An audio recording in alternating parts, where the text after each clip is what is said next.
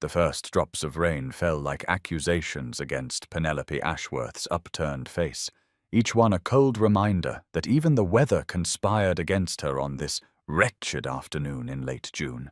And she stood perfectly still, beneath the inadequate shelter of the abandoned bandstand in Hyde Park, her muslin gown already soaked through to her chemise, watching Lord Marcus Cleverley's carriage disappear into the grey curtain of the storm without so much as a backward glance from the man who had mere moments ago been discussing their potential future, together with all the enthusiasm of someone selecting cuts of meat at the butcher. 6 months, she thought, her fingers tightening around the bouquet of roses he had brought her, their petals already drooping in the sudden deluge. 6 months of enduring his condescending lectures about how a woman must comport herself. 6 months of pretending not to notice when his eyes wandered to younger, prettier, wealthier girls at every social gathering. 6 months of her mother's hopeful questions each morning about whether Lord Cleverley had finally made his intentions clear, and this was how it ended, with him muttering something about an urgent matter requiring his immediate attention and climbing into his dry, comfortable carriage while she stood there like a fool, already drenched, already the object of whispers and pointed fingers from the fashionable crowd that had been promenading through the park only minutes before the storm broke. The sky had turned the color of bruised plums with shocking swiftness, the kind of summer tempest that arrived without warning and sent the ton scattering to their equipages like insects fleeing light. And Penelope watched them go, with the detached observation of someone cataloguing her own humiliation for future reference, noting Lady Pemberton's poorly concealed smirk as her footman handed her into her barouche, marking the way Mrs. Hartwell whispered behind her fan to her daughter while looking directly at Penelope, storing away the sound of masculine laughter from a group of young bucks who found something amusing in the sight of Miss Ashworth standing alone in the rain. She would not cry. That much she knew with absolute certainty, because tears were a luxury she could no longer afford, not after 5 years of holding together what remained of her family's dignity, with nothing but stubborn pride and careful economies, not after watching her father drink and gamble away their fortune and good name before dying and leaving her with an invalid mother and a crumbling townhouse in an unfashionable part of London, not after clawing her way back to the fringes of respectability through sheer force of will, only to have Marcus Cleverley use her as a placeholder while he angled for someone better. The rain intensified, turning from scattered drops to a proper downpour, and she heard the crack of thunder roll across the park, saw the serpentine lake whipped into choppy little waves by the wind, watched the willow trees bend and sway like dancers performing some frantic ballet, noted how the few remaining parasols in the park turned inside out and had to be abandoned by their holders, observed the steam rising from the sun-warmed pathways as the cold rain struck them. And through it all, she remained motionless, because movement would require a decision, and she was not yet ready to face the practical realities of her situation. 3 miles to walk home in a soaking wet dress, she calculated with the ruthless practicality that had kept her family fed these past years. The only good walking dress she owned ruined beyond repair, her kid leather half-boots certainly destroyed by the water already pooling around her feet, and worst of all the explanation she would have to offer her mother, dear, hopeful mamma, who believed Lord Cleverley was their salvation, who had already begun planning the modest wedding breakfast they could afford, who would be waiting by the window watching for Penelope's return with good news. "Poor Miss Ashworth," she heard someone say from beneath the shelter of a nearby oak. "First her father's scandal, and now this. She'll never recover her reputation." And another voice responded with vicious satisfaction that Cleverley was always too good for her anyway, that he had been seen just yesterday driving in the park with the Wilmington heiress, a girl fresh from the schoolroom with £40,000 and connections to half the peerage. The words should have stung, but Penelope found herself oddly numb to them, as if the cold rain had frozen not just her skin, but her capacity for further hurt. And she looked down at the bedraggled roses in her hand, and thought how fitting it was that these flowers, purchased by a man who cared nothing for her, were dying in her grasp just as her last hope for a respectable future died in the rain-soaked reality of her abandonment. Across the Serpentine, though she did not yet know it, Alexander Hartley, the Duke of Ashford, sat astride his massive black stallion and watched the scene unfold with a fury that surprised him in its intensity, his gloved hands tightening on the reins until his horse, sensing his agitation, stamped and tossed its great head in confusion at its master's unusual tension.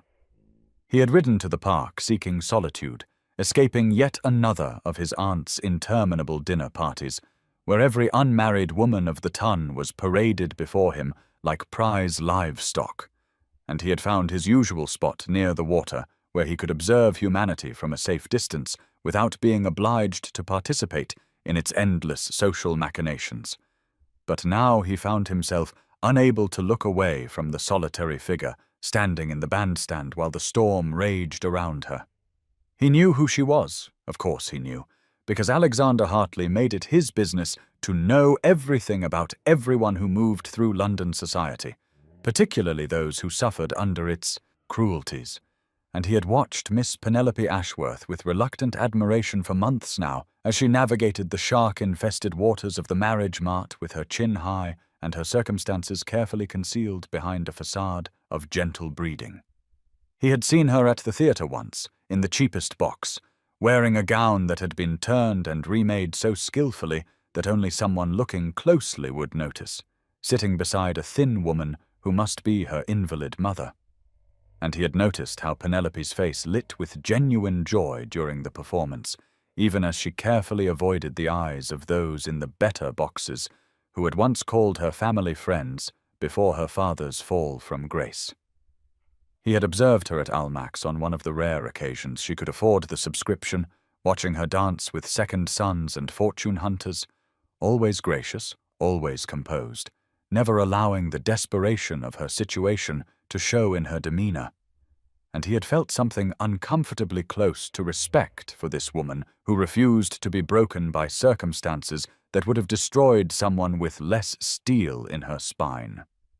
And now that damned fool cleverly had abandoned her in a storm, left her standing alone to face the vicious gossip of people who would tear her to shreds for this public humiliation, and Alexander felt his jaw clench so hard his teeth ached as he watched her standing there, refusing to run, refusing to cry, maintaining her dignity even as the world quite literally rained down upon her.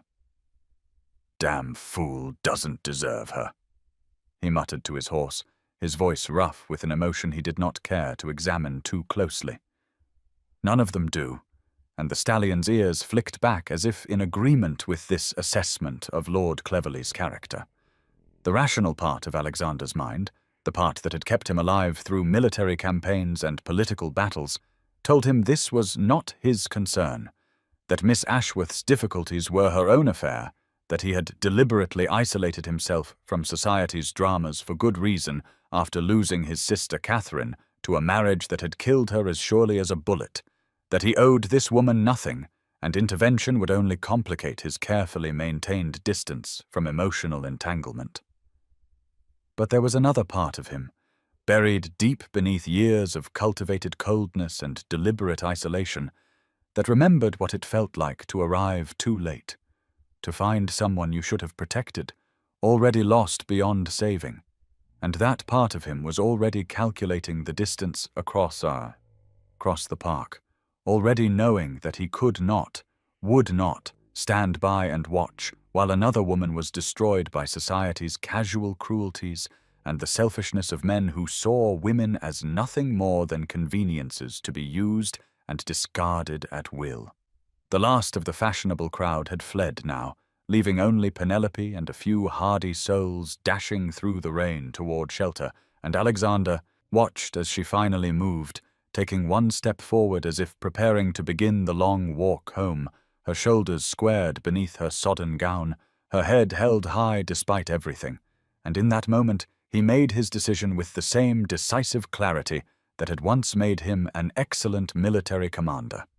He would intervene, propriety be damned, because he had failed his sister, but he would not fail this stranger who stood alone in the storm with such heartbreaking dignity. And with a touch of his heels he sent his stallion plunging forward through the rain, thunder rolling overhead as if nature itself acknowledged the significance of what was about to unfold.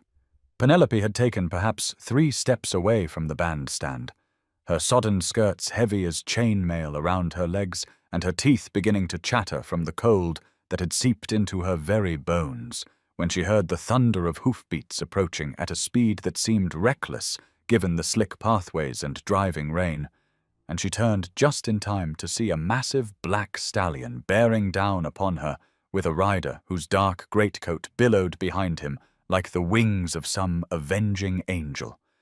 The few remaining Gawkers who had lingered to witness her humiliation scattered as the Duke of Ashford brought his mount to a halt mere feet from where she stood, and before Penelope could form a coherent thought, much less a protest, he had dismounted in one fluid motion and was striding toward her with the kind of purposeful intent that brooked no argument or delay. She opened her mouth to speak, but no words emerged because he was already removing his greatcoat, the fine wool still warm from his body, and draping it around her shoulders with an efficiency that spoke of military training, or perhaps simply of a man accustomed to making decisions and expecting them to be obeyed without question. "Your Grace?" she managed to stammer. "This is most improper. We have not even been properly introduced." But her words were lost as he bent and lifted her as though she weighed no more than a child, his arms beneath her knees and back, and she found herself pressed against a chest that was solid as oak and surprisingly warm despite the rain that had soaked through his coat and waistcoat to the shirt beneath. "What's improper?"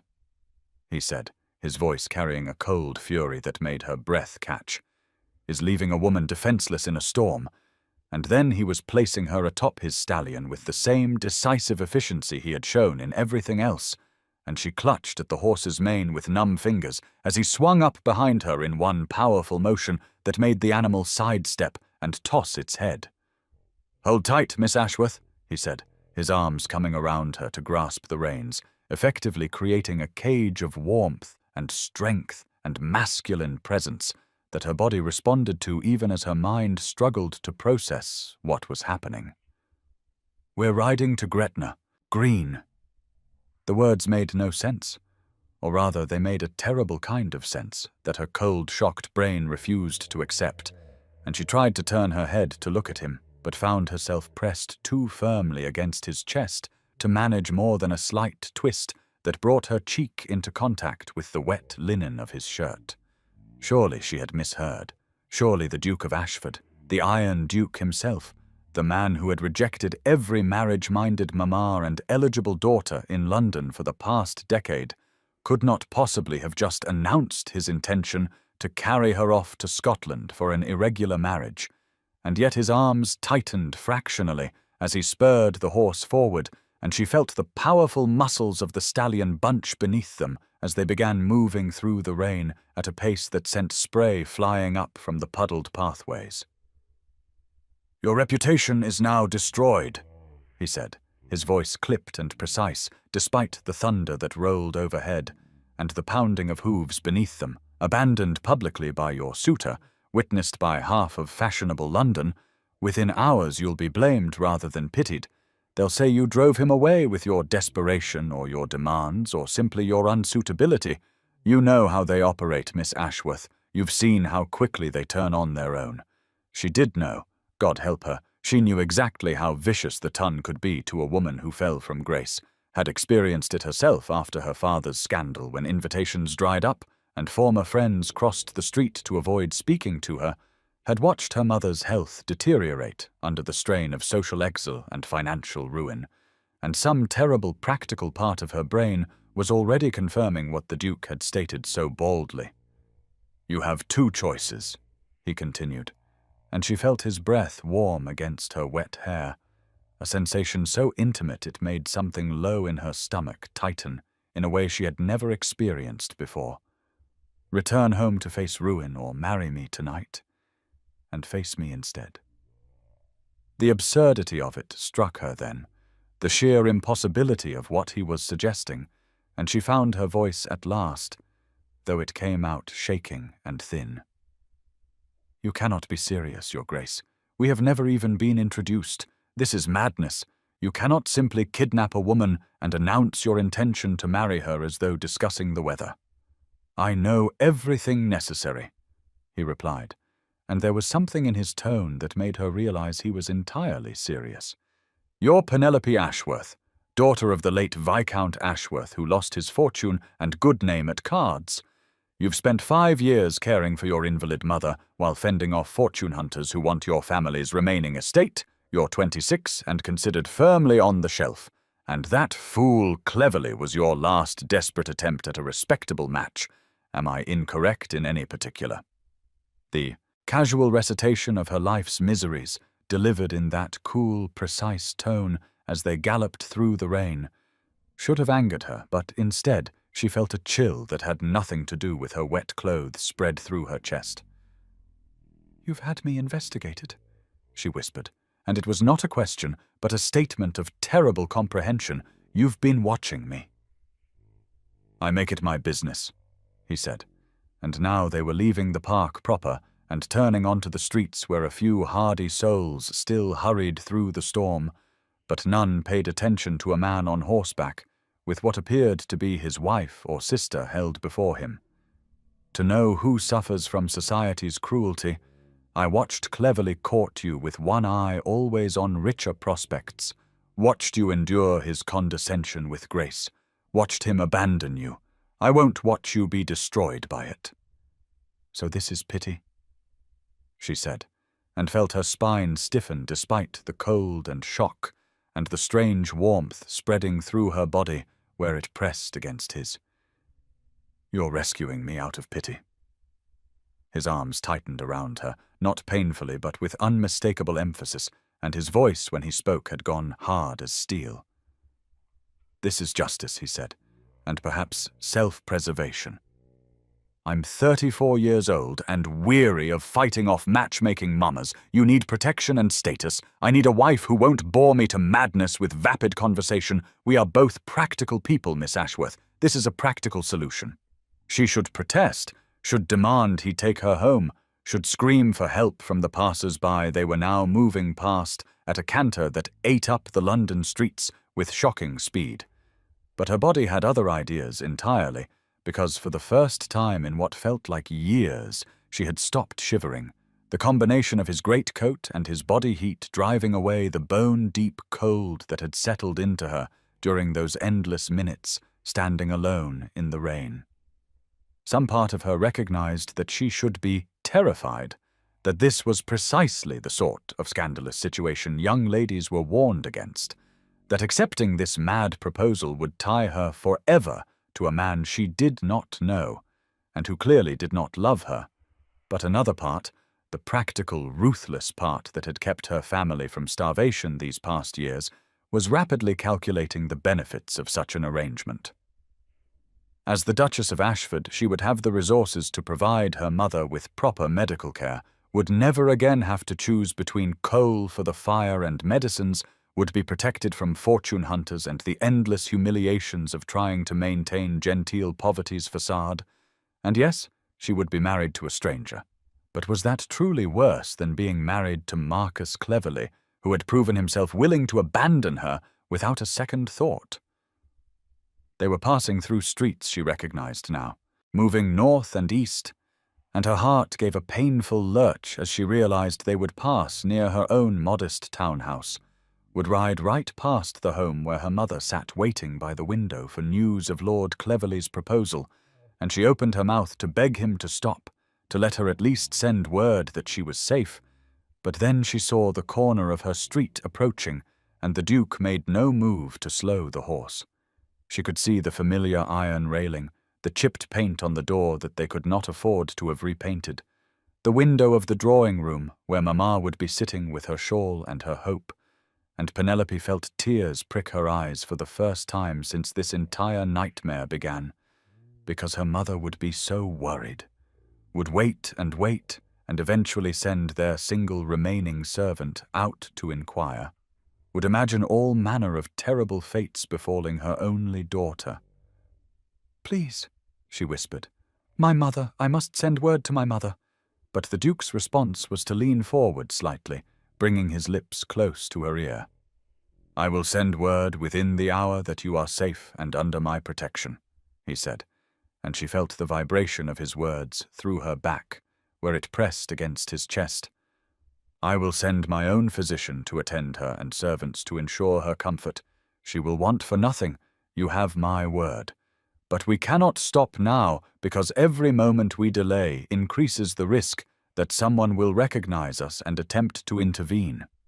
The practicality of it, the clear evidence that he had thought through even these details, should have reassured her, but instead it made her realize just how thoroughly he had planned this intervention.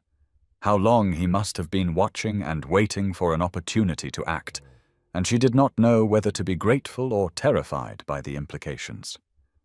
They had left the familiar streets of London proper now, and were heading into the outer reaches where buildings grew farther apart, and the road stretched north toward the highway that would eventually lead to Scotland, and the rain showed no signs of lessening. If anything, it had intensified into a proper deluge that turned the world into shades of grey and made it impossible to see more than a few yards in any direction. She became aware of small details with the heightened perception that came from shock. The way his arms flexed as he guided the horse around a particularly deep puddle, the steady rhythm of his breathing that suggested he was not at all affected by the physical exertion of controlling a powerful stallion at speed through a storm, the faint scent of sandalwood and leather that clung to his greatcoat and seemed to envelop her in its masculine warmth, and most disturbingly, the way her body had molded itself to his without conscious thought, seeking his heat and solidity with an instinct that bypassed all rational consideration. She had never been this close to a man who was not her father, had certainly never been pressed against a masculine body with only the thin barrier of wet fabric between them, and she found herself noticeably aware of the hard planes of his chest, the strength in the arms that encircled her, the power of the thighs that gripped the horse on either side of her own legs, and something hot and unfamiliar uncurled in her belly at these observations.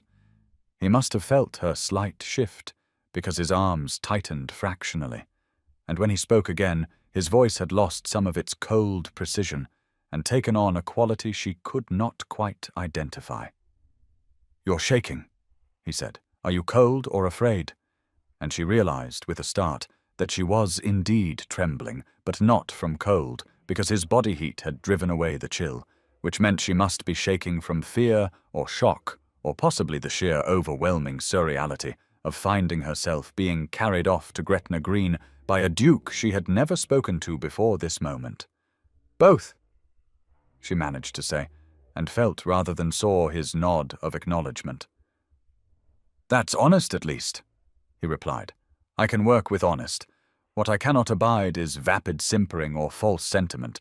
You strike me as someone who deals in truth, Miss Ashworth, so let me give you truth in return. This marriage will be one of convenience and mutual benefit. I will provide for you and your mother, protect you from society's viciousness, give you the status and security you need. In return, you will be my duchess, manage my households, appear at my side at necessary social functions, and otherwise live your life as you see fit, provided you maintain discretion and propriety." The clinical nature of his proposed arrangement should have reassured her, should have made this seem like nothing more than a business transaction. But instead, she found herself oddly hurt by his casual dismissal of any possibility of affection or companionship, as though he were hiring a housekeeper rather than taking a wife. "And what of children?" she heard herself ask. "What of heirs? Surely a duke requires heirs," and felt her face flame at her own boldness in raising such an indelicate subject. There was a long pause, during which the only sounds were the pounding hooves, the driving rain, and the thunder that continued to roll across the darkening sky, and then he said quietly, "That will be discussed between us after the marriage. I will not demand what you are unwilling to give, but yes, eventually I will need an heir." The implication hung between them, heavy with unspoken meanings, the acknowledgement that this practical arrangement would at some point require the most intimate of acts, and Penelope felt her breath catch at the thought of this stranger, this cold, precise duke, touching her in ways she had only vaguely imagined in the privacy of her own thoughts. They had left London entirely behind now and were galloping along the North Road as daylight faded into the peculiar grey twilight that came during storms, and she realized with a clarity that cut through her shock that this was the point of no return. That once they crossed into the countryside proper, there would be no going back, no changing her mind, no returning to her old life of genteel poverty and diminishing prospects. And she had perhaps 30 seconds to make the most important decision of her entire existence. She thought of her mother, thought of the medicines they could not afford, and the specialists who would not see them without payment, thought of the roof that leaked in 3 places, and the coal ration that left them shivering through winter nights, thought of Marcus Cleverley, abandoning her without a backward glance, and the years stretching ahead filled with similar humiliations and rejections, until she was too old even for fortune hunters to bother with. And then she thought of this man, this stranger who had witnessed her abandonment and been moved not to pity but to action, who offered not love but something perhaps more valuable, protection and security, and a kind of respect evident in his refusal to lie to her about what this marriage would be. She took a deep breath, felt it expand her lungs against his chest, and made her choice through silence, through the absence of protest, through the subtle relaxation of her body against his that signified acceptance if not enthusiasm, and she felt him register her surrender in the slight easing of tension in his arms and the almost imperceptible exhalation that suggested he had not been entirely certain she would acquiesce to this mad scheme. They rode on into the gathering darkness, the rain a silver curtain around them, heading north toward Scotland and a future she could not begin to imagine, and Penelope Ashworth, soon to be Hartley, Duchess of Ashford, closed her eyes and allowed herself to feel, just for a moment, something dangerously close to hope.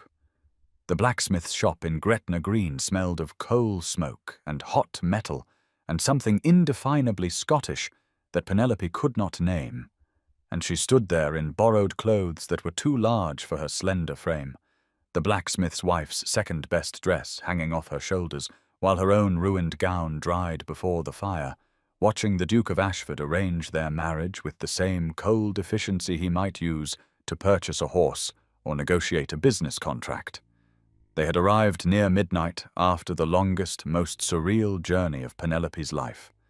Hours spent pressed against the chest of a man she did not know, while his powerful arms encircled her and his stallion ate up the miles between London and Scotland with relentless determination, and she had moved through it all in a state of dreamlike detachment, as if watching herself from a great distance, unable to quite believe that this was happening, that she was truly fleeing to Gretna Green like some heroine from a sensational novel, that the Iron Duke himself had swept her onto his horse and declared his intention to marry her before she could even process what he was offering. The blacksmith, a broad-shouldered Scotsman with kind eyes and hands scarred from years of working hot metal, looked between them with an expression of bemused concern that suggested he had performed many hasty marriages in his shop, but none quite so grim-faced as this one.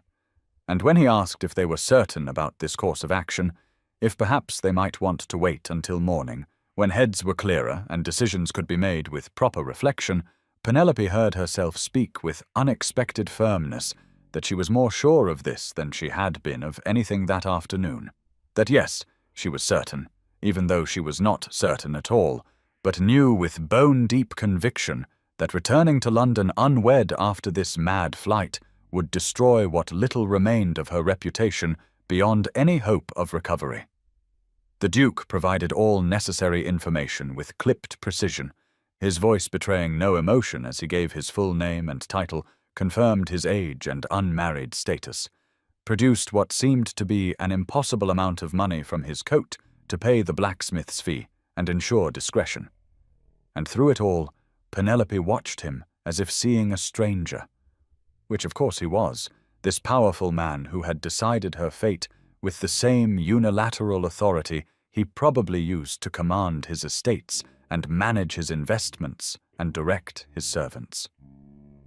The ceremony itself was brief and oddly intimate, despite the functional nature of the proceedings, conducted by candlelight that cast dancing shadows on the rough stone walls and made the whole scene feel even more unreal, like something happening in a fairy tale or a fever dream.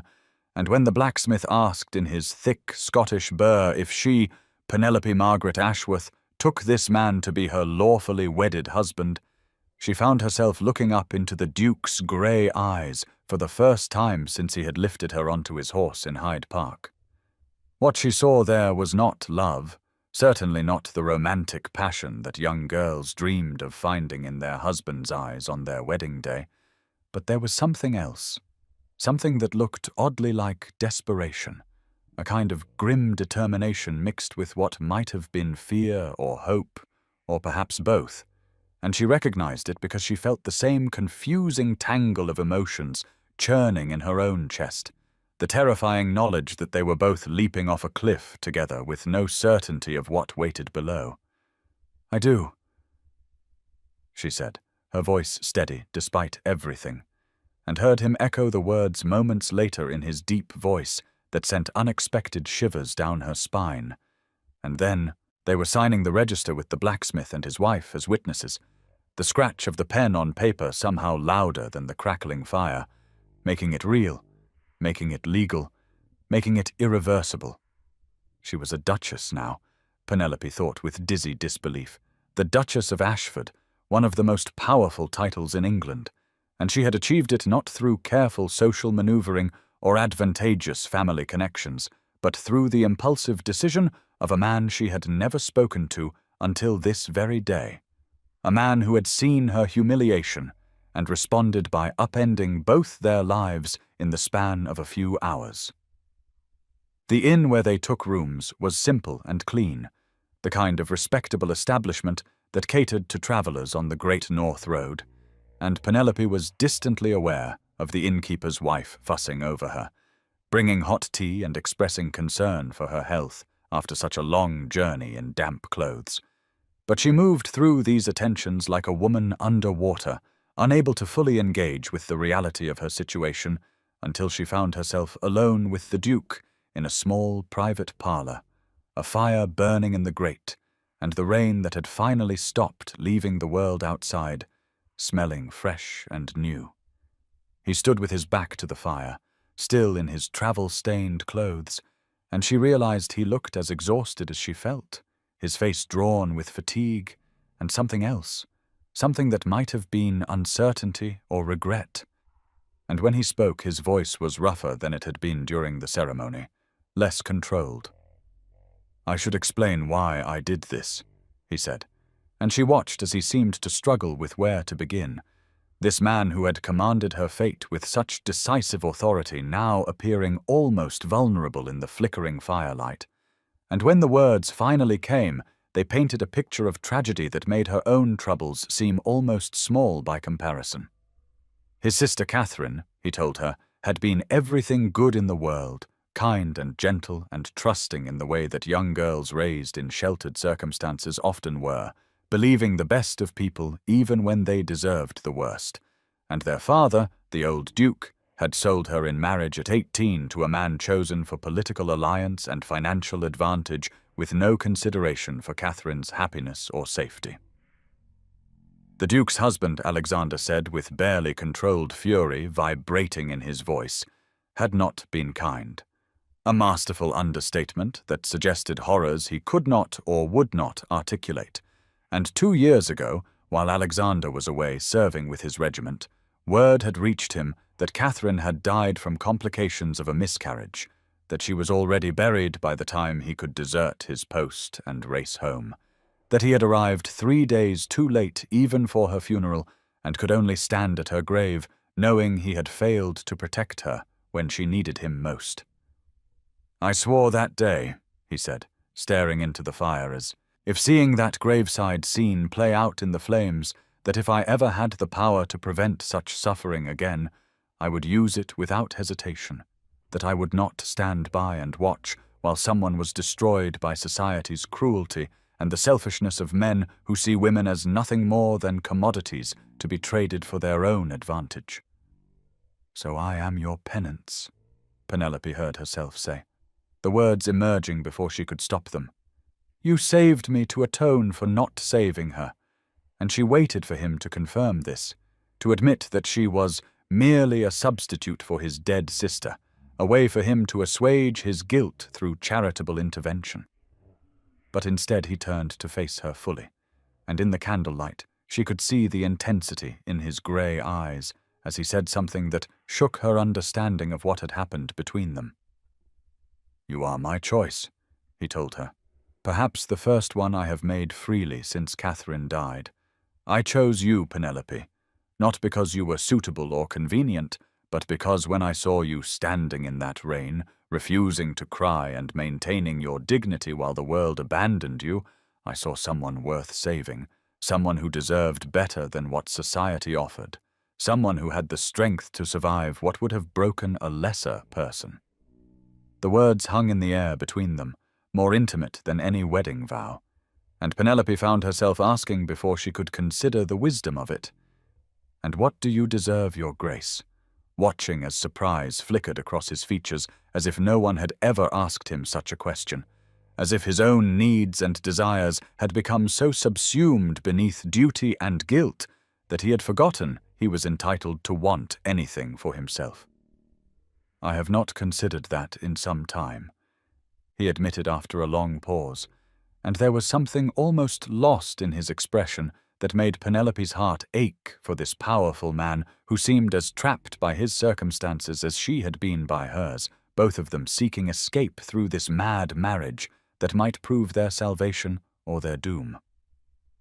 The moment stretched between them, fragile and tentative, until finally he seemed to collect himself and became once more the decisive duke who had orchestrated their flight, informing her that he had taken the liberty of securing 2 rooms, that she would have privacy and time to rest, that her mother would be sent for immediately and installed in his London house with the finest medical care available, that she need not worry about propriety or expectations tonight or any night until she was ready. Before they parted for their separate rooms, he took her hand with surprising gentleness, this man who had handled everything else with such firm authority, and raised it to his lips in a gesture that should have felt perfunctory, but instead sent warmth spreading through her chilled body, and he whispered against her knuckles, I will never abandon you. Your Grace, whatever this marriage becomes, you have my word on that, and she believed him with an absoluteness that defied logic. Alone in her room, simple and clean with white linens and a window overlooking the darkened Scottish countryside, Penelope finally allowed herself to feel everything she had been holding at bay since Marcus Cleverley's carriage had disappeared into the rain, and she wept, great shuddering sobs that had nothing to do with sadness and everything to do with overwhelming relief that someone had intervened, that she was not alone anymore, even if she did not fully understand why this particular someone had chosen to care about her fate. In his own room down the hall, Alexander lay awake staring at the ceiling, listening to the night sounds of rural Scotland filtering through his window, the distant bleating of sheep and the crackle of settling timbers and the whisper of wind through trees, wondering if he had made a terrible mistake or the first truly right choice he had made since standing at Catherine's grave and swearing his futile oath. He thought about Penelope's question, what did he deserve? And realized he had spent so long focused on duty and guilt and the weight of his title that he had forgotten to consider whether he might be entitled to something as simple as companionship, as profound as understanding, as unexpected as the possibility that this marriage of desperate convenience might become something neither of them had anticipated when they signed that register in the blacksmith's shop. Sleep evaded him as he replayed the moment when she had looked into his eyes during the ceremony, and he had seen not gratitude or fear, but a mirror of his own complicated emotions, the same desperate hope that perhaps they had both found in each other an escape from the prisons of their respective circumstances, and he wondered if she lay awake in her own room thinking similar thoughts, or if exhaustion had claimed her, granting her the peace that continued to elude him in the darkness of this wedding night that was unlike any wedding night in history. Two strangers legally bound but physically separated, connected only by mutual trauma and the fragile thread of possibility that perhaps, just perhaps, they had not made the worst decision of their lives when they agreed to face an uncertain future together, rather than certain destruction apart. 3 days after their midnight wedding in Scotland, Penelope returned to London as the Duchess of Ashford, and discovered that her absence had created a scandal of such magnificent proportions that even she, who had lived through her father's public disgrace and the subsequent social exile, was unprepared for the sheer viciousness of society's response to her sudden elevation. Marcus Cleverly, that paragon of cowardice who had abandoned her in the rain without a backward glance, had apparently spent the intervening days crafting a narrative that painted himself as the wronged party, and Penelope as a scheming adventuress who had orchestrated her own abandonment as part of an elaborate plot to entrap a wealthier, more powerful husband, and the Ton, always eager for scandal and ready to believe the worst of anyone who rose above their station, had seized upon this story with gleeful malice. The Duke's London mansion was a revelation of wealth and power that made Penelope's modest townhouse seem like a garden shed by comparison. All soaring ceilings and priceless artwork, and an army of servants who watched her with expressions ranging from curiosity to poorly concealed skepticism. And she moved through these palatial rooms feeling like an imposter playing dress-up in borrowed finery, surrounded by things that could never truly be hers, no matter what the marriage register claimed. Her mother had been installed in a beautiful suite on the second floor with windows overlooking the gardens, attended by a nurse and visited daily by the finest physician in London. And when Penelope had gone to see her that first morning back, she had found Mamma looking better than she had in years, colour returning to her cheeks and the lines of pain around her eyes eased by proper medication and care. But there had been worry in her gaze as she took Penelope's hands and asked whether her daughter had sacrificed herself for her mother's sake. "He is kind, Mamma," Penelope had assured her, "kinder than anyone we have known in years," and realized as she said it that it was true, that despite the cold efficiency with which the Duke had orchestrated their marriage, there had been fundamental kindness in his intervention, in his promise to care for her mother, in his securing of separate rooms on their wedding night, in the way he had not demanded anything from her beyond her presence at his side. The ball that the Duke hosted to introduce his new Duchess was a calculated exercise in social warfare, an event that no one of consequence dared decline, because refusing the Duke of Ashford's invitation would be tantamount to social suicide. And Penelope had stood beside her husband in the receiving line, wearing a gown that cost more than her family had spent on clothing in the past 5 years, feeling the weight of hundreds of eyes assessing and judging, and finding her wanting. She had watched the faces of women who had once called her friend, seen them approach with false smiles and barely concealed claws, endured their pointed questions about how quickly the courtship must have progressed, listened to their observations about what a fortunate match it was for someone in her circumstances, and through it all she had maintained the composure that 5 years of navigating social catastrophe had taught her, smiling blandly and offering nothing that could be twisted into further scandal. It was in the retiring room, a space that should have offered sanctuary, but instead became another battlefield, that she overheard Lady Wilmington holding court among a group of younger women, her voice carrying clearly over the rustle of silk and the clink of jewelry as she pronounced judgment on the new Duchess with all the authority of someone whose own engagement to Marcus Cleverly had apparently elevated her to the position of expert on proper behaviour. "Poor Duke Ashford," Lady Wilmington was saying with mock sympathy that fooled no one, trapped by a fortune hunter who probably stood in that rain deliberately knowing he rode in the park. What man could resist the appeal of a damsel in distress, even one so obviously calculating? And the other women had made noises of agreement, while Penelope stood frozen just outside the doorway, her hands clenching in the folds of her expensive gown.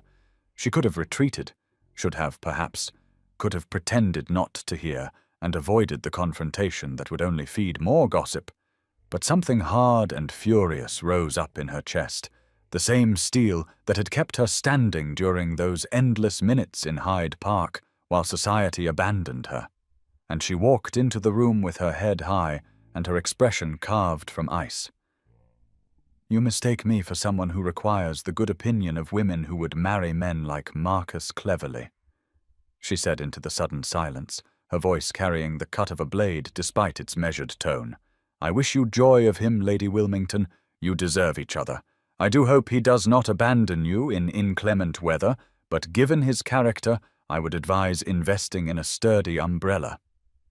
The shock on their faces was gratifying, but Penelope did not wait to savor it, simply turned and walked back into the ballroom with her heart pounding and her hands shaking from the rush of having finally struck back at the people who had spent years whispering about her family's fall while pretending sympathy. She did not see the Duke watching from across the crowded ballroom, did not know that he had witnessed the entire exchange, had followed her to the retiring room with some vague intention of checking on her welfare, and had instead heard her defend herself with a precision and composure that sent something dangerous and unfamiliar shifting in his chest, something that felt uncomfortably like pride mixed with admiration, and beneath it all, a warming affection that had no place in their practical arrangement. That night, after the guests had finally departed and the servants had cleared away the evidence of the ball, Penelope found herself summoned to the Duke's study, a masculine space of leather and dark wood and floor-to-ceiling bookshelves that smelled of tobacco and old paper, and she entered with trepidation because she had no idea whether he approved or disapproved of her confrontation with Lady Wilmington and the others. He stood by the fireplace, still in his evening clothes but with his cravat loosened and his hair slightly disheveled, as if he had been running his hands through it, and when he turned to face her, his expression was unreadable in the flickering firelight. "Why did you not defend yourself?" he asked without preamble. "Why did you not tell them the truth of what happened, that Cleverly abandoned you, that you did not scheme or manipulate but were simply the victim of a cruel man's carelessness? Because, Your Grace," she said, moving further into the room and feeling the words rise up from some deep place of honesty she had not known she possessed, "you saved me. I will not repay that by making you an object of pity, the noble Duke who rescued a damsel in distress. Let them think me calculating if they must. I can bear their disdain. I have had years of practice at bearing far worse." The answer seemed to affect him in ways she could not quite pass, his expression shifting through several emotions too quickly for her to identify, before settling into something that might have been wonder or respect, or perhaps both. "You do not have to fight my battles," she added, because she had seen him confronting Marcus Cleverly earlier in the evening, had watched from across the room as the Duke had spoken to her former suitor with the kind of quiet menace that made grown men pale, and Marcus had departed shortly afterward, looking shaken and furious. "Yes, I do," the Duke said, his voice carrying absolute conviction. "You are my Duchess, but I am beginning to realize you are more than capable of fighting your own battles. Where did you learn such steel?" And Penelope found herself answering with an honesty that surprised her. "5 years of holding my family together while creditors circled and society whispered." She told him, "You develop armor or you break. I chose armor," and saw understanding flicker in his grey eyes as he nodded slowly. "I chose armor too," he admitted, after Catherine died, after I realized that caring too much about anything or anyone only led to devastating loss. Perhaps we are both too armored now to let anyone close. And Penelope considered this as assessment before offering quietly, "Perhaps, or perhaps we understand each other because of it. Perhaps two people who have learned to protect themselves can learn to trust each other precisely because we know why the armor is necessary." The conversation continued late into the night, the first of what would become a habit of meeting in his study after the household had retired, and he poured her brandy despite the impropriety, and they sat on opposite sides of the fireplace like two generals negotiating a treaty, discussing everything from politics to philosophy to their respective experiences of grief and loss and survival.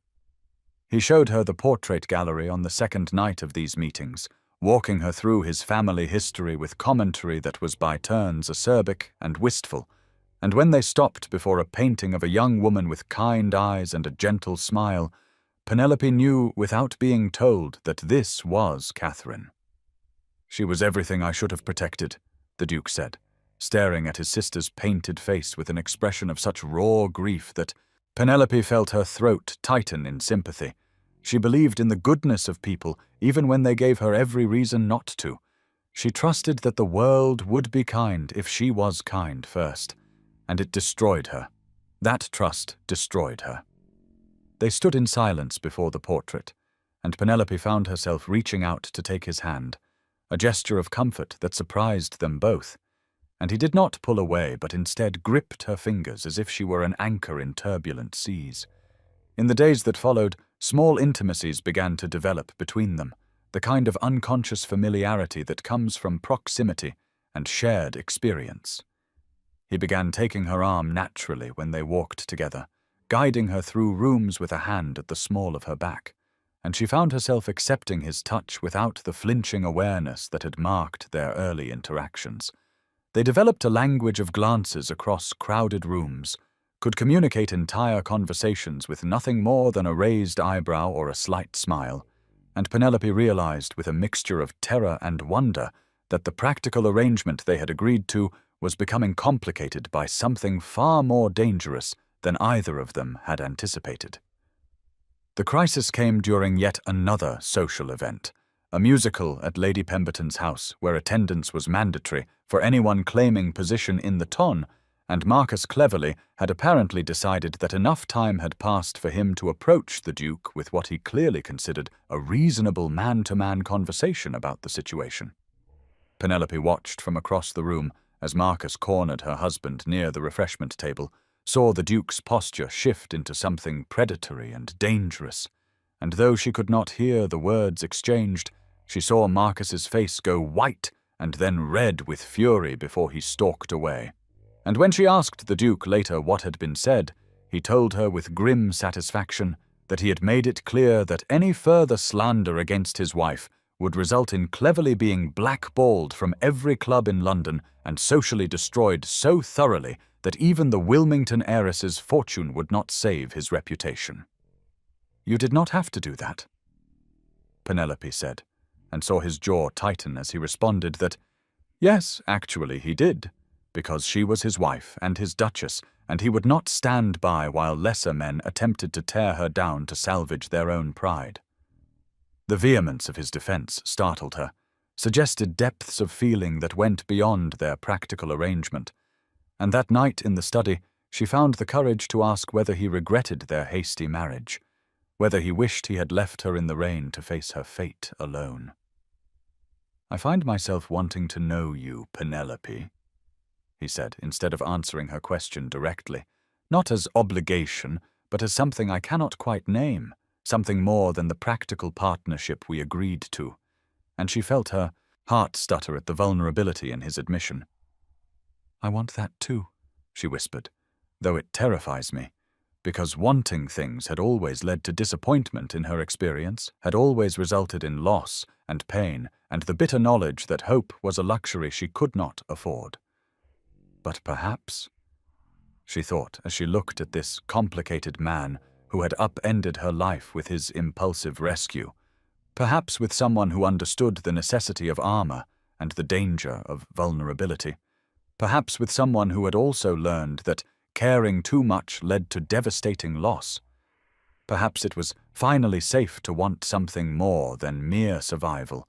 Perhaps it was finally possible to imagine a future built not on desperate necessity, but on genuine connection, and the fragile hope that two damaged people might somehow make each other whole. 6 weeks into their marriage, Penelope woke one morning in her luxurious bedroom with its silk hangings and imported French furniture, and realized with dawning horror that she had fallen in love with her husband, not the careful affection of a convenient partnership or the grateful attachment of a rescued woman to her rescuer, but actual bone-deep, soul-shaking love that made her heart race when she heard his footsteps in the hallway and caused her breath to catch when he looked at her across the breakfast table with those serious grey eyes that had begun to soften when they rested on her face. The realization terrified her more than anything she had faced in all the years of her family's disgrace, more than standing alone in the rain while society whispered and pointed, more than the mad flight to Gretna Green, because loving someone meant giving them the power to destroy you in ways that poverty and scandal and social exile never could, and she could not bear the thought of seeing pity or obligation in Alexander's eyes when he looked at his wife who had been foolish enough to mistake his kindness for something deeper. So she did what any sensible person who had survived years of hardship through careful self-protection would do. She withdrew, pulled back into the armor she had briefly allowed to crack, became once again the formal, polite stranger who had stood beside him in the blacksmith's shop and agreed to a practical arrangement with no messy emotions to complicate matters. She stopped meeting him in the study for their late-night conversations, claiming fatigue or headaches or correspondence that required her attention. She kept her responses at the breakfast table brief and impersonal, discussing household matters and social obligations with the efficient detachment of a housekeeper reporting to her employer, and she made certain never to be alone with him in situations that might lead to the kind of intimacy that had been developing between them. The casual touches and shared glances and moments of unguarded honesty that had made her foolish heart believe this could be more than what they had agreed. It would be. The Duke noticed her retreat immediately because he had been watching her, really watching her, for weeks now with an attention that went far beyond duty or concern, and he interpreted her coldness through the lens of his own deep-seated belief that he was fundamentally unworthy of love, that his sister's death had proven him incapable of protecting those he cared about, that Penelope's withdrawal was evidence she regretted their hasty marriage and wished she had been given the chance for a real courtship with a man who could offer her romantic devotion instead of a practical arrangement born from his guilt and her desperation. For 2 weeks they circled each other like wary strangers in the vast house that suddenly felt too small to contain their mutual misery, passing in hallways without speaking beyond the barest courtesies required by politeness, sitting at opposite ends of the dinner table engaged in stilted conversation about nothing of consequence, while servants moved between them like witnesses to a slow-motion disaster, and the entire household staff began whispering among themselves about what had happened to cause such a rift between the Duke and his new Duchess, who had seemed to be developing genuine affection before this inexplicable freeze descended. Finally, unable to bear the tension and convinced he was being cruel by keeping her trapped in a marriage she clearly regretted, the Duke requested a private audience in his study, and when Penelope entered that familiar room where they had spent so many hours in companionable conversation, she felt her heart crack at the sight of him standing by the window, looking haggard and drawn, as if he had not been sleeping well, which in fact he had not, because every night he lay awake wondering what he had done to drive her away and how he could fix it without admitting the terrifying truth that he had come to care for her far more than their practical arrangement should allow. "I have been selfish, Penelope," he said without preamble, his voice rough with emotion. He was trying and failing to control. "I dragged you into this marriage without consideration for what you might want. You were in distress and vulnerable, and I took advantage of that situation. You deserve better than a marriage of convenience to a man who cannot offer you what you deserve, who cannot give you the romance and courtship and love that any woman should expect from her husband." The words struck Penelope like physical blows because she heard in them confirmation of her worst fears, that he was telling her gently that he could not love her, that she should not expect or hope for anything beyond the practical arrangement they had agreed upon, and her pride rose up fierce and protective to prevent him from seeing how deeply his careful distance had wounded her. "I understand, Your Grace," she said, her voice admirably steady, despite the way her hands trembled in her lap. "You have fulfilled your obligation admirably. I require nothing more from this arrangement than what we agreed upon, security and status in exchange for my presence as your Duchess.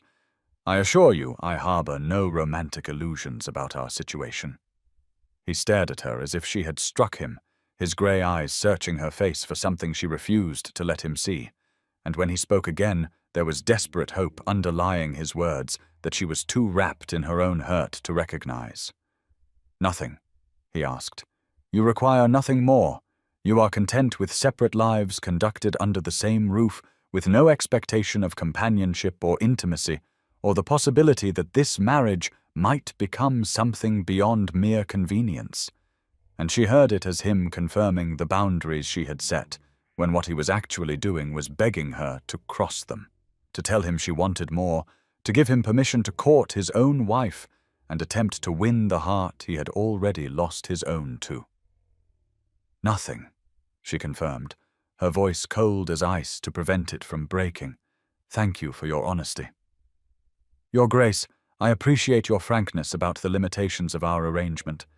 And she stood before he could say anything else, before her composure could shatter, and left the study with her head high and her heart in pieces. The 2 weeks that followed were a special kind of torture for them both. The Duke buried himself in parliamentary business and estate management, spending long hours away from the house or closeted in his study with ledgers and correspondence that could not fill the aching void her absence created, while Penelope threw herself into charity work with the fierce dedication of someone trying to outrun her own thoughts, visiting hospitals and orphanages and organizing relief efforts for the poor with an energy that impressed everyone who worked with her and fooled no one who looked closely enough to see the shadows under her eyes and the brittleness of her smiles.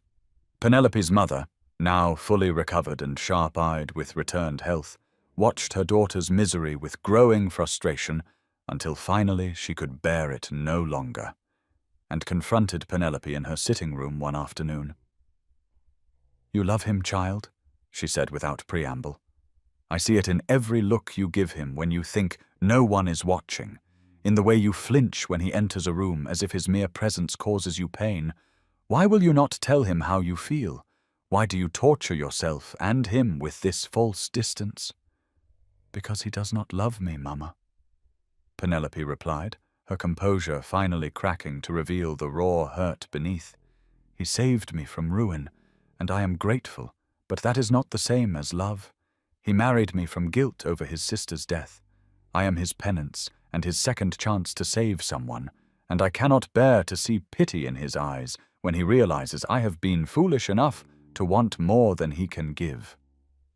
Her mother tried to argue, but Penelope refused to hear it, convinced of the truth of her own interpretation, blind to any evidence that might contradict her certainty that Alexander saw her only as an obligation nobly fulfilled.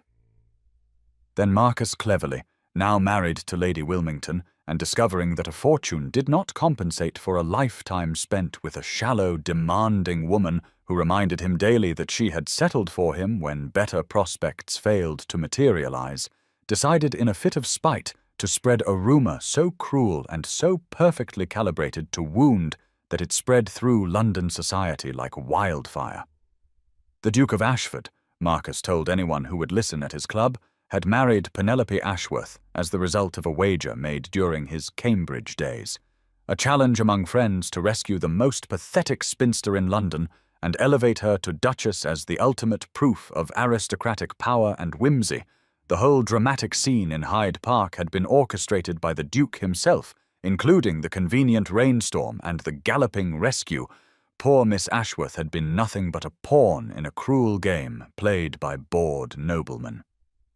The lie was vicious, and just plausible enough given the Duke's reputation for cold calculation and the seemingly improbable speed of their courtship and marriage, that it gained traction among those eager to believe the worst. And when Penelope heard it third-hand from her dressmaker who thought the Duchess should know what was being said, she felt the last fragile hope she had been nursing, despite everything, finally die in her chest. She did not confront the Duke because what would be the point? If the rumor was true, then confronting him would only force him to either admit the terrible truth or lie to spare her feelings. And if it was false, then asking him to deny it would reveal how much she cared about his opinion, how desperately she needed to believe he had married her for reasons beyond guilt or wages or penance. And she could not bear to expose herself that completely to someone who had made it clear he wanted nothing from her beyond the practical arrangement they had agreed upon.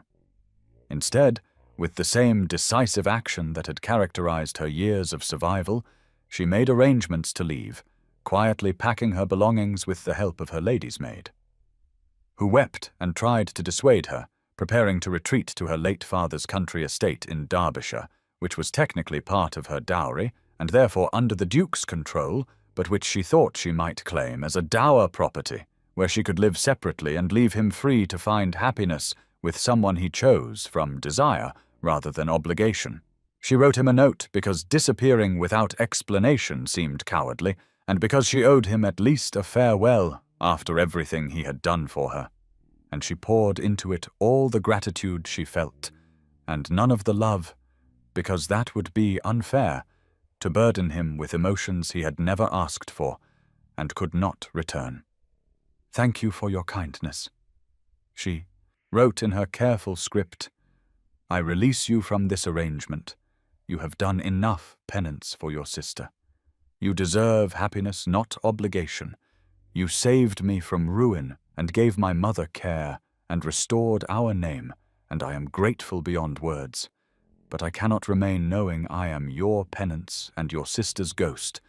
You deserve a wife you chose freely, not from guilt or wages or whatever motivated your rescue of me. I free you from this bond, even if the law cannot. Live well, Alexander. You are a far better man than you believe. Yours in gratitude, if not in presence. Penelope." She left the note on his desk in the study where she knew he would find it, and in the grey light of dawn before the household stirred, she climbed into the carriage she had ordered prepared, her trunks loaded and her mother installed beside her because she would not leave Mamma behind, even if it meant explaining why they were fleeing. And as the horses began to move, she allowed herself one last look at the grand house that had briefly felt like home, at the windows of the study where Alexander would eventually discover her absence and read her farewell. And she told herself firmly that this was the right choice, the only choice, that staying would only lead to greater heartbreak when he eventually tired of the obligation she represented and sought connection elsewhere. The Duke found the note 2 hours later when he emerged from a sleepless night and entered his study to find it propped against the miniature portrait of Penelope he had commissioned without her knowledge, a perfect tiny rendering of her face that he had been staring at for weeks like a lovesick fool, trying to understand when obligation had transformed into something far more dangerous and necessary. His hands shook as he read her words, his breath coming faster as he absorbed what she was telling him, that she thought herself his penance, that she believed the vicious rumor about the wager, that she was releasing him from their marriage as if it were a burden he had been longing to shed, when in truth it had become the most important thing in his life, without him quite realizing when or how it had happened. He read it through twice, and then crumpled the paper in his fist and roared, an inarticulate sound of anguish and fury that brought his valet running, convinced his master must be injured or under attack. And when the servant burst through the door, he found the Duke standing in the middle of his study with devastation written across his features and a crumpled note clutched in his hand. "She is gone," Alexander said, his voice raw with emotion he had spent years learning to suppress. "She thinks I married her from guilt. She believes that damned lie about a wager. She has convinced herself she is my obligation and my penance. When the truth is she has become everything, and I have been too much a coward to tell her so, too afraid of vulnerability to admit I need her far more than she has ever needed me." The valet, who had served the Duke since before Catherine's death and had never seen his stoic master display such raw feeling, asked quietly where the Duchess had gone, and when Alexander told him Derbyshire, The man's lined face creased in something that might have been a smile. "Then go after her." "Your Grace," he said simply, "go and tell her what you should have told her weeks ago, that this marriage stopped being about penance the moment you realized she was not a damsel to be saved, but a woman to be loved." And the Duke looked at this servant who had witnessed every moment of his grief over Catherine and his subsequent emotional shutdown, and saw understanding and encouragement in the old man's eyes. He was right, of course, Alexander thought, as he stood there clutching Penelope's farewell note and feeling something crack open in his chest, the careful armor he had maintained for years splitting apart to reveal the vulnerable truth underneath. He had been a coward, had hidden behind their practical arrangement and his own unworthiness rather than risk the terrifying vulnerability of admitting he had fallen completely and irrevocably in love with his wife, had been too afraid of loss to fight for what he wanted most. But Penelope had fought for her dignity in Hyde Park and her reputation at the ball and her family's survival for 5 brutal years, and he would be damned if he let her believe for one more moment that she was anything less than absolutely essential to his happiness and his future and his very ability to breathe. He would go after her, he decided, with the same decisive clarity that had sent him galloping through the rain to rescue her 6 weeks ago. He would ride to Derbyshire and tell her every truth he had been too afraid to speak. And if she rejected him, then at least she would do so, knowing the full extent of his feelings, rather than laboring under the false belief that she had ever been anything less than wanted and cherished and absolutely necessary to a man who had given up on his own happiness until she stood alone in the rain and reminded him what courage looked like. And now's the time to stop and subscribe to our channel. Every subscriber brings us closer to 1,000, which helps us keep these stories alive and coming your way. If you enjoyed this video, don't forget to like it and drop a comment telling us where you're watching from. It's always amazing to see how far these tales travel across the world. Now let's continue. The Duke found Penelope's note at dawn, the sun barely cresting the horizon and painting his study in shades of grey and gold that seemed to mock the darkness descending over his heart as he read her careful words releasing him from their marriage, and for exactly 3 minutes he sat in stunned paralysis, his mind refusing to process what his eyes were telling him, that she was gone, that she thought herself his penance, that she believed the vicious lie about a wager when the truth was so much more complicated and terrifying than any rumor could capture.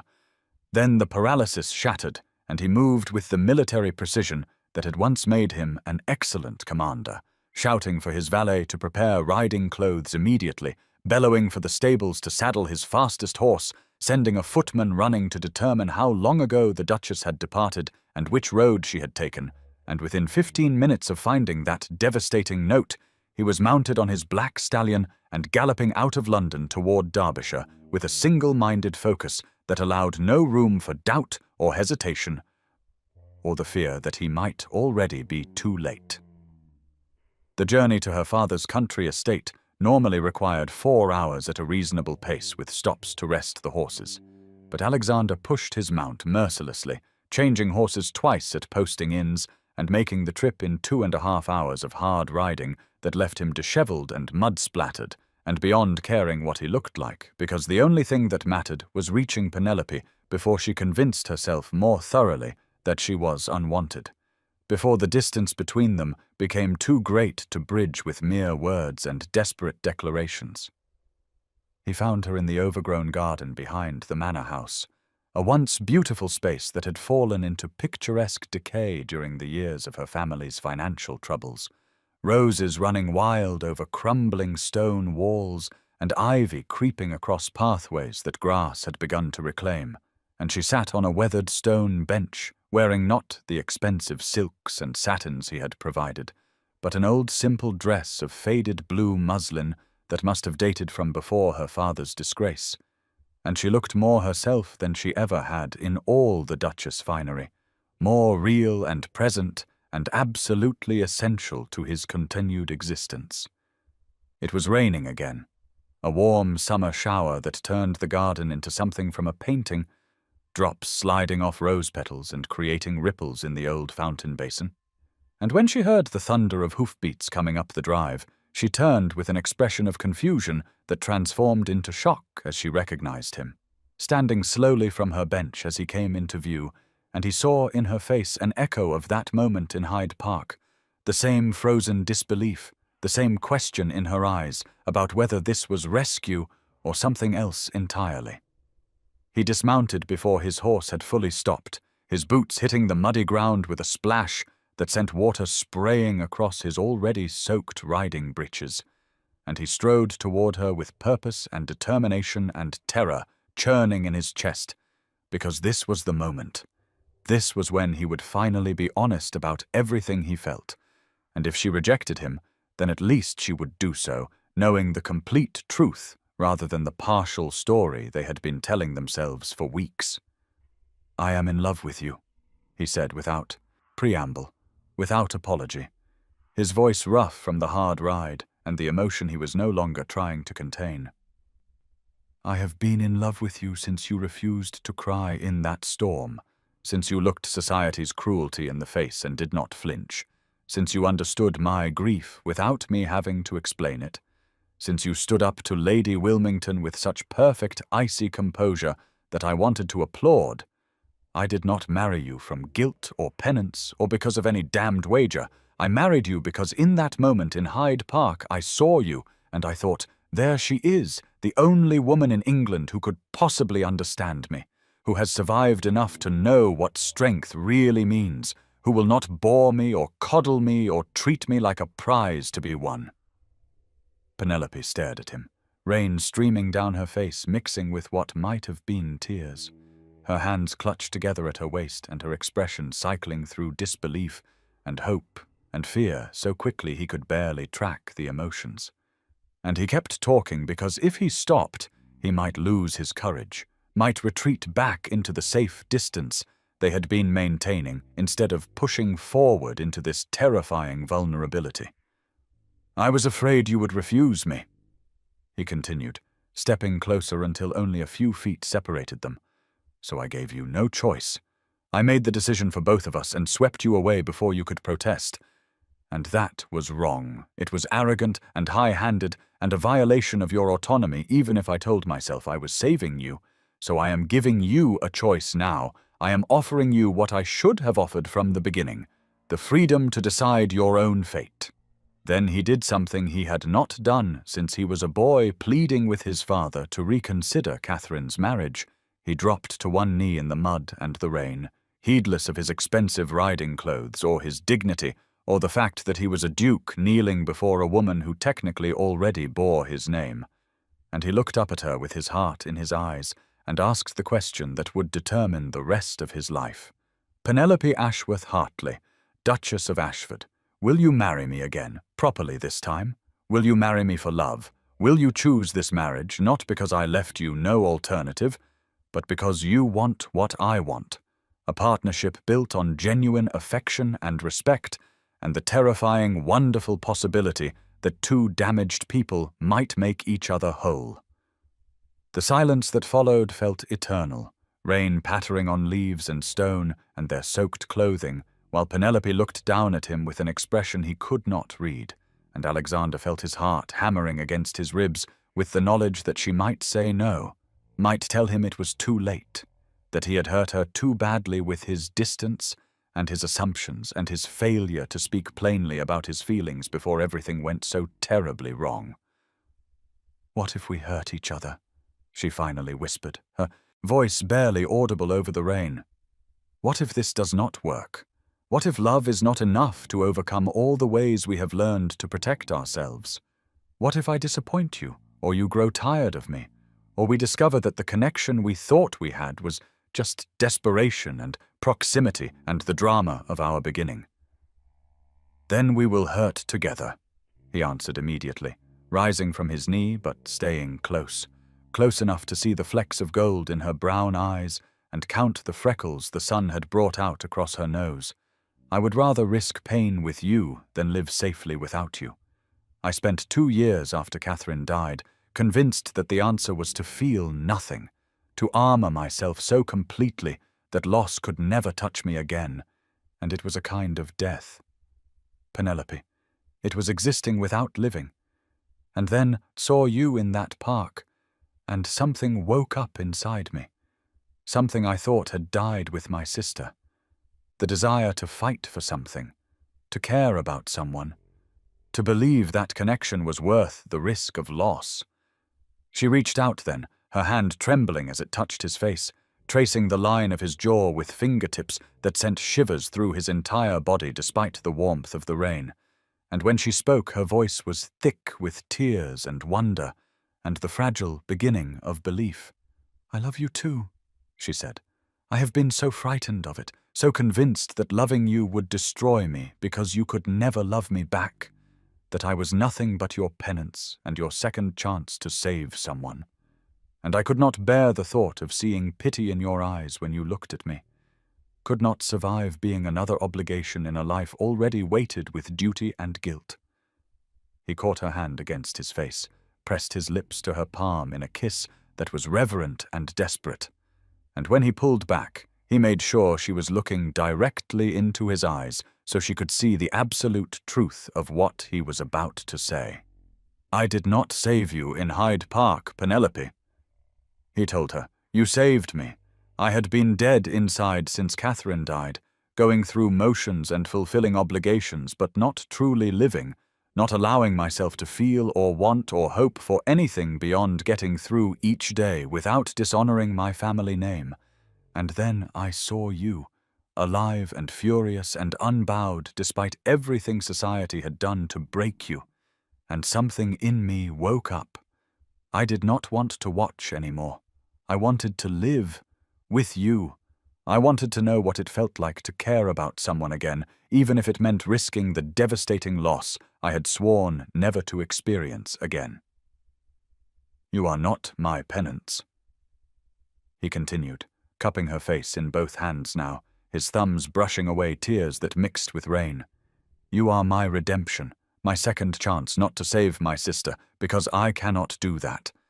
And I have finally accepted that Catherine's fate was not mine to control, but to choose love instead of duty, to choose life instead of grief, to choose you every day for the rest of my life, not because I must, but because I cannot imagine wanting to choose anyone else." "I am afraid of being left again," Penelope whispered, her hands coming up to grip his wrists as if anchoring herself to him. "I am afraid of standing alone in the rain and watching you ride away. I am afraid that this feeling will not last, that you will wake up one day and realize you made a mistake in that moment of impulse, and I will be left with a love you do not want and cannot return." "I am afraid of losing someone I love again," he replied honestly.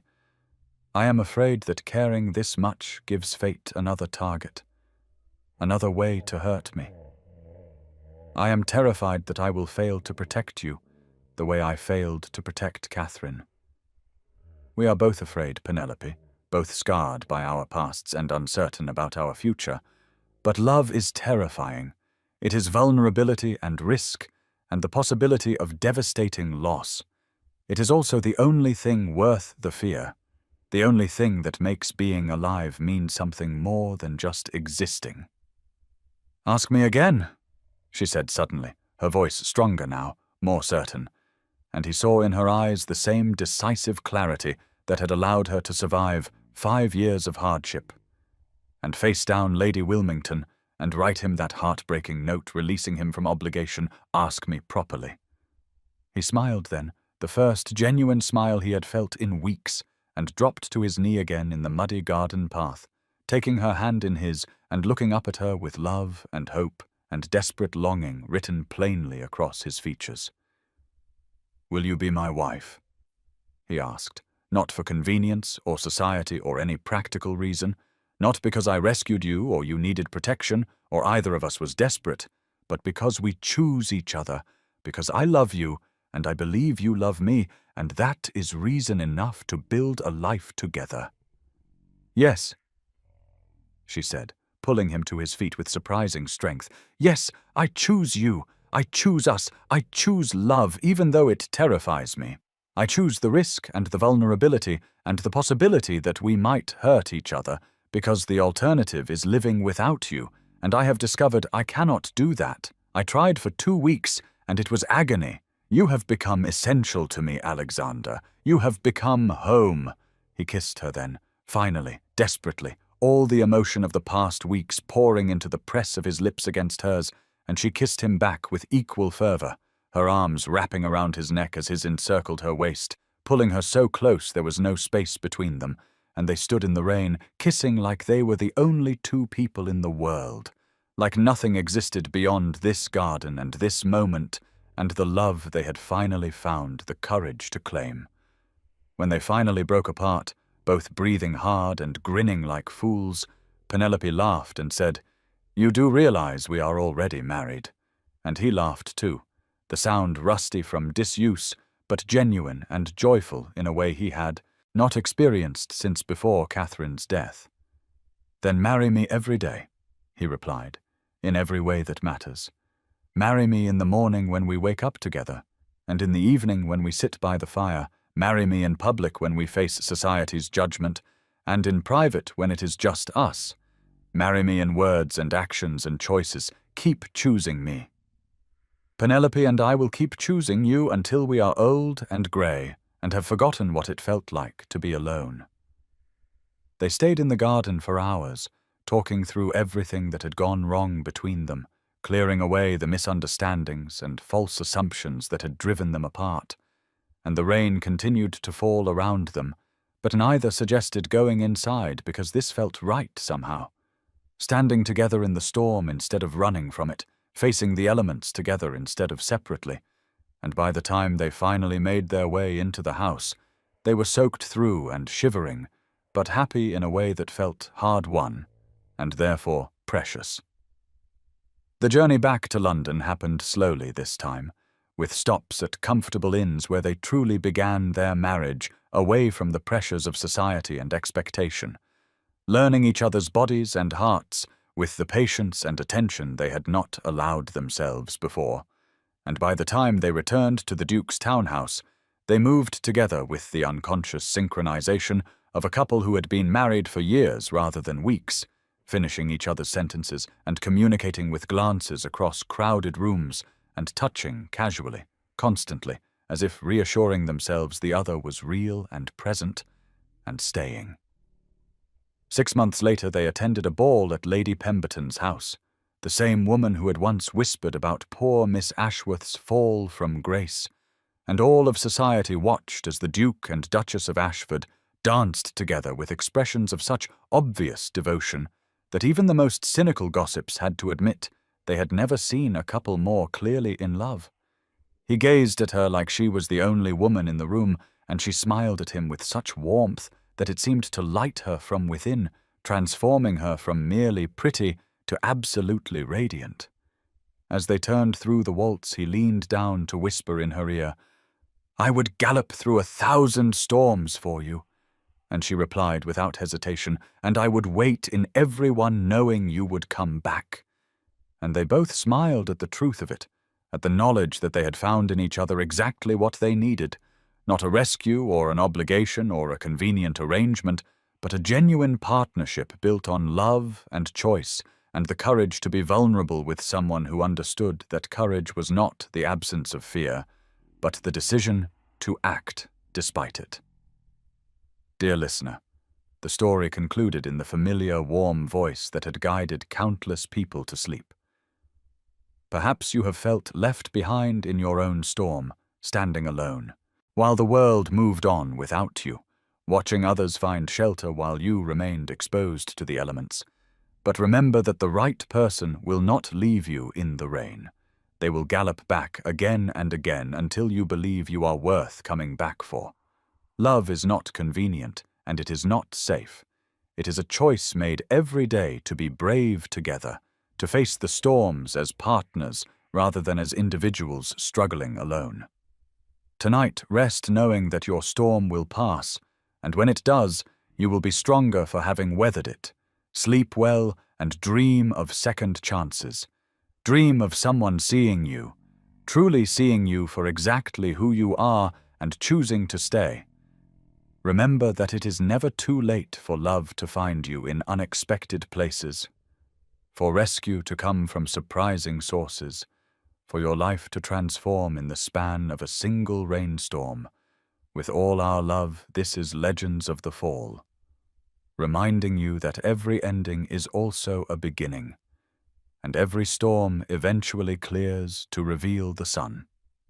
The Duke and Duchess of Ashford lived happily, not in the sense of never facing difficulties, but in the sense of facing them together. They argued and made up. They challenged each other and supported each other.